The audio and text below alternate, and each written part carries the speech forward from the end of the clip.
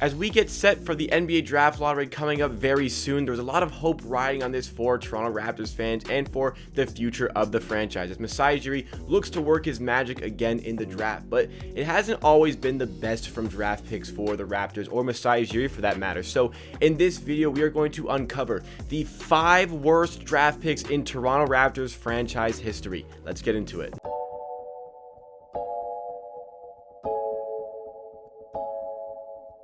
Welcome NBA and Toronto Raptors fans to Amateur Hour Sports. This is the channel where you get NBA content with a focus on the Toronto Raptors at least 4 days a week, Monday, Wednesday, Friday, and Saturday. Today is your Saturday episode where we are going through the top 5 worst draft picks in the history of the Toronto Raptors franchise. So if you like what you see from today's video and you want more of myself talking about the Raptors in videos and content just like this, make sure to hit that subscribe button down below to show your support to the channel. We are on our road to 4,000 subscribers. Thank you for the support that has been coming in the last couple of weeks. Really do appreciate it, guys. But let's get going on this one. There is a lot to unpack in this video because we need to tell you about the 5 worst draft picks ever selected by the Toronto Raptors. There is a lot to talk about for this one. So a lot of the history of the Raptors is just irrelevant in the NBA. You know, up until very recently where we won that NBA championship, there wasn't a lot the Raptors actually offered in the NBA, and a lot of that was down to their inability to select people in the draft. They continuously got things wrong on draft night, and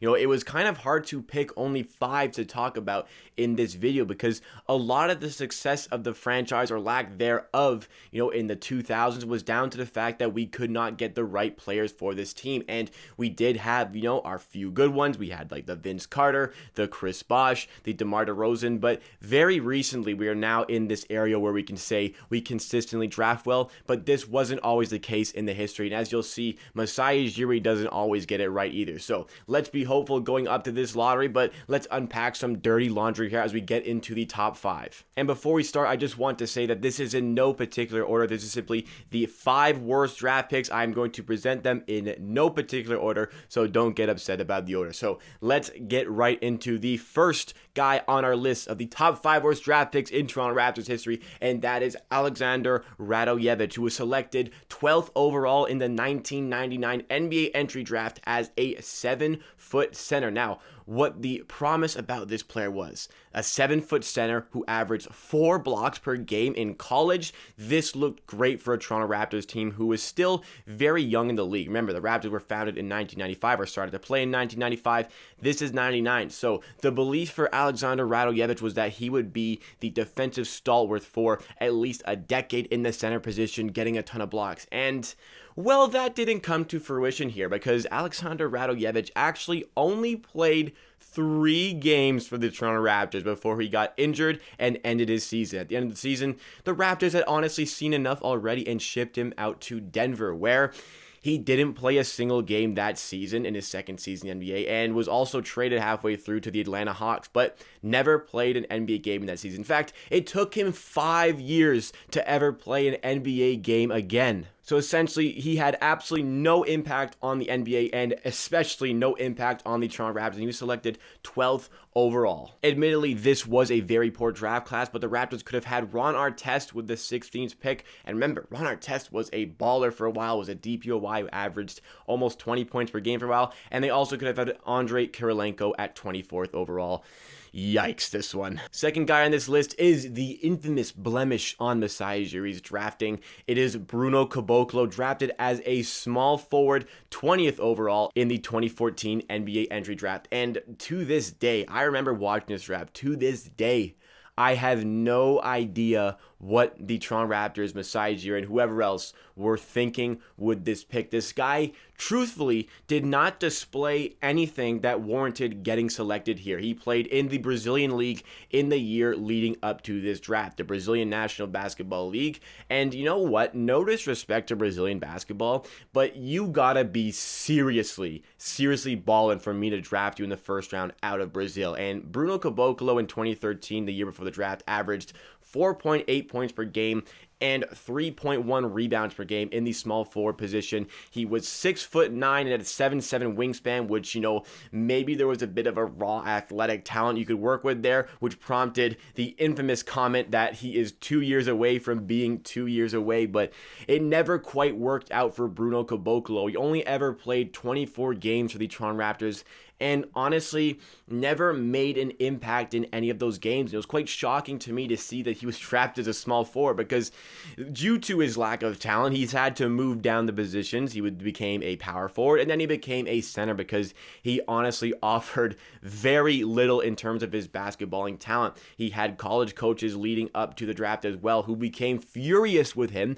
because he simply would not stop shooting the ball, and they wanted him to get his points down low, but he insisted on taking three-pointers, and there was just honestly nothing about his game other than the fact he had a 7'7" wingspan for a 6'9" player. There was nothing that would have compelled anybody to draft him. He never made an impact on the NBA but for a 34-game stint with the Memphis Grizzlies, where he did put up 8 points per game, but his best season other than that was a season where he averaged 3 points per game. He just truthfully never had enough to offer. With that wingspan, maybe he would have been better off being a boxer, but never had an impact for the Raptors. This is a very poor pick on our resume. This was actually a pretty good draft where we could have had Rodney Hood at 23rd overall, who, even though he had a really bad season for the Raptors last season, had some great season in the NBA. Clint Capella went 25th overall, and we could have had him. Bogdanovich went 27th overall, and Kyle Anderson went 30th overall. There were a lot of guys that we could have had in this draft ahead of Bruno Caboclo. Next on the list is Michael Bradley, and when I think about Michael Bradley as a Toronto sports fan, I think about the bald beauty who runs the midfield for TFC, but this is a different Michael Bradley, who was selected 17th overall in the 2001 NBA entry draft, coming off of a great season with Villanova, where he averaged a double-double virtually. Just under 10 rebounds per game, but 20 points per game. There was a lot of promise for this guy. A bit lower in the table for some of the guys as this, but 17th overall. You're still expecting a pretty good player here, and the Raptors did not get that. In his first season in the NBA, he played 26 games, where he averaged 4.5 minutes and 1.2 points per game. He posed an offensive rating of 97 and a defensive rating of 105, which means he scored 97 points over 100 possessions on average, and allowed 105 points on 100 possessions on average. So he definitely allowed more than he scored. And by the way, guys, anybody who doesn't really know the offensive or defensive rating stats, that offensive rating is pretty abysmal. But that could have been no rookie jitters. He wasn't settled into the league. So we went into his second season, where he played 67 games and he had 11 starts, and things did not improve. He averaged 5 points per game and 6 rebounds per game, and the offensive and defensive ratings did not improve.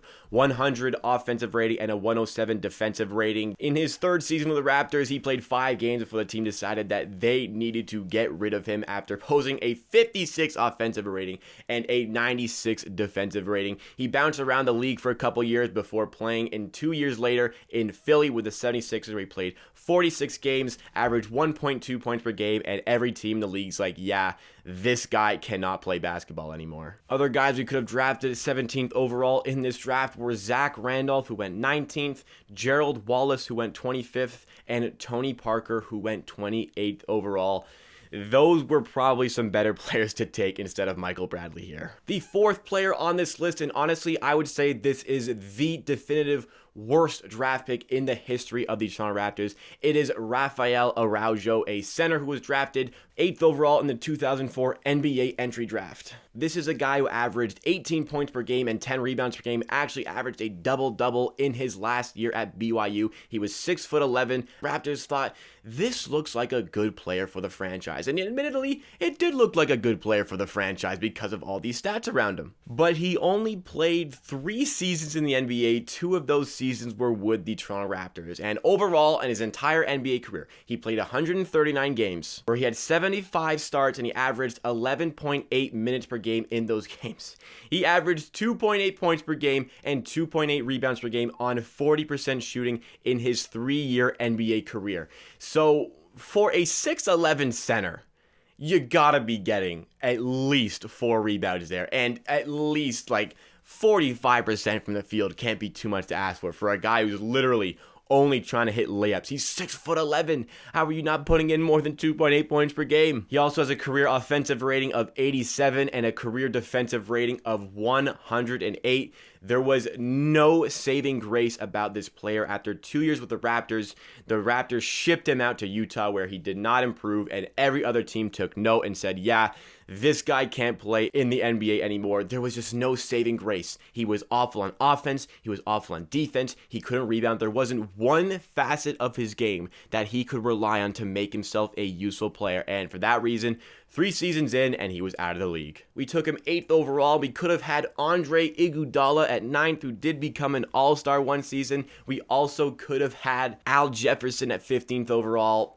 2 guys the Raptors probably regret not taking. The final player on this list, if you have a top 5 worst draft picks in Raptors history, you gotta have Andrea Bargnani on the list. Now, honestly, probably a case for Andrea Bargnani not being in the worst 5 draft picks, just because he actually did post some good things on offense, whereas other guys in this list like genuinely had no skill to play in the NBA. But because he was taken 1st overall, and because we all love hating on Andrea Bargnani as Raptors fans, we gotta talk about him here. And honestly, he's an Italian player, which is a bit of a meme now, but he wasn't a bad player to take 1st overall. Here you have a 7-foot guy who is great on offense, who can shoot the 3 ball.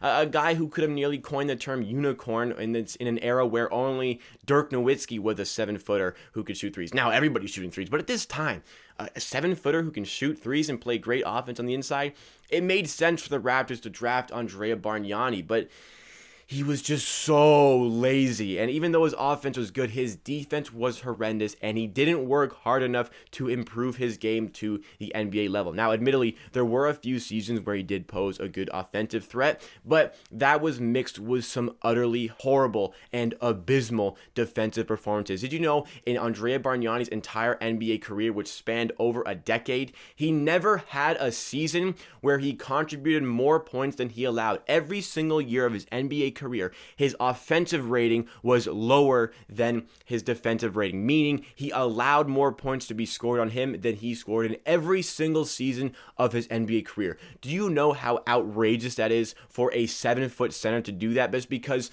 you gotta be putting in some work on defense to get some stops, and surely one of those seasons in the NBA, you score more points than you actually allow. So having Andrea Bargnani on the court was a complete liability for the Raptors. Thankfully, when Masai Ujiri stepped in to run the franchise, his first move as executive, his very first move as the executive, was to ship out Andrea Bargnani to the New York Knicks. Crack! I'd also like to mention that he was 7 feet tall and averaged in his entire career 4.6 rebounds per game. Like, come on, Andrea. If I'm 7 feet tall, I am standing under the rim and getting at least 5 rebounds per game. But he only managed 4.6. Yeah, this one, it's an ugly player. It's an ugly part of the Raptors' history. We could have had LaMarcus Aldridge at 2nd overall, but think about who we had. We had Chris Bosh playing power forward. Why would we want another guy like LaMarcus Aldridge who wouldn't complement Chris Bosh? Bargnani was a 7-foot center who stayed out of the paint, which would let Chris Bosh continue to play in the paint. This made sense for the Raptors. It is on Andrea Bargnani for not working on his own game to make him a good and suitable player for the NBA. I blame a little bit on the Raptors here, but Andrea is the true man who's at fault for this one.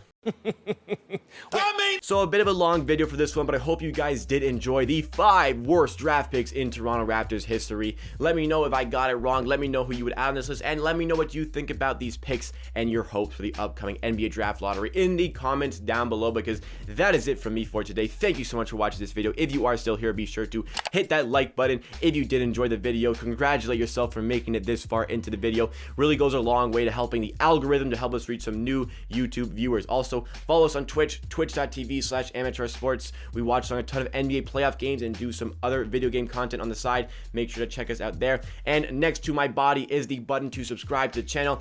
On the road to 4,000 subscribers, you can help us get there. Other videos by the channel that you may enjoy, and always remember, at the end of the day, I believe what I say, and if you disagree, that is okay. We'll see you again next time for another video.